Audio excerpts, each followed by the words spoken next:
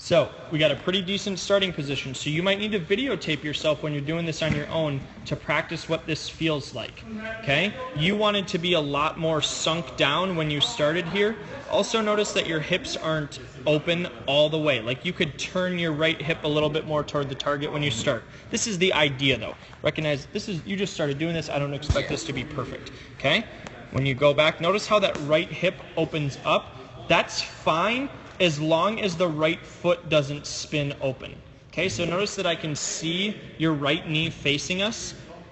We want the right hip to open like that, keeping the right knee down. Okay, then we'll feel more tension in the right hip.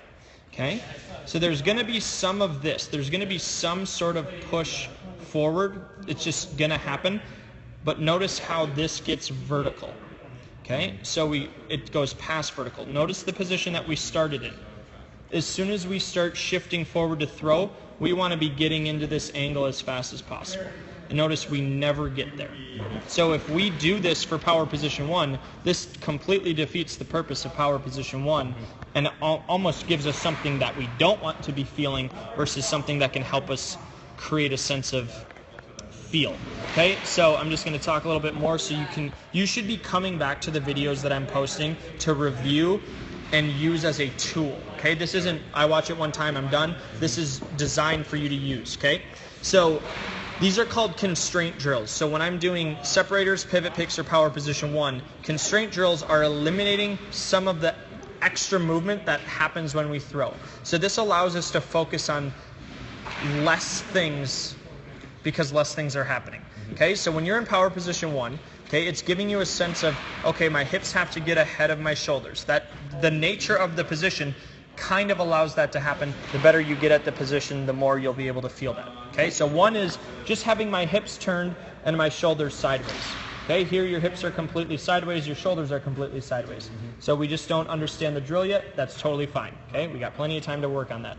The second thing is glove side pull. Okay, pretty good glove side action here. Not too worried about that. Okay, that doesn't mean when we do pivot picks or separators we can't focus on those things happening. Okay, but it might not be something that you have to overthink, where some kids need to focus more on their glove side. Okay, the last thing is the front leg. So when we're in power position 1, the nature of being in that position should allow us to feel our hips work a certain way.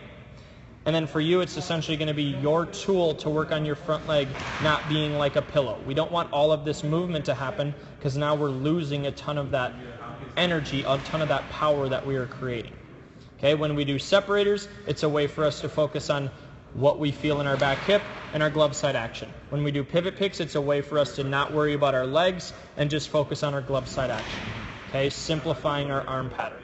Okay, so those are called constraint drills. So if you follow anybody online, you're going to be hearing people talk about, oh, this is a constraint drill, pivot picks, or plyo care balls, or anything where people are simplifying it. There's constraint drills on T-work, right? So that's just taking out moving parts to focus on 1 or 2 movements.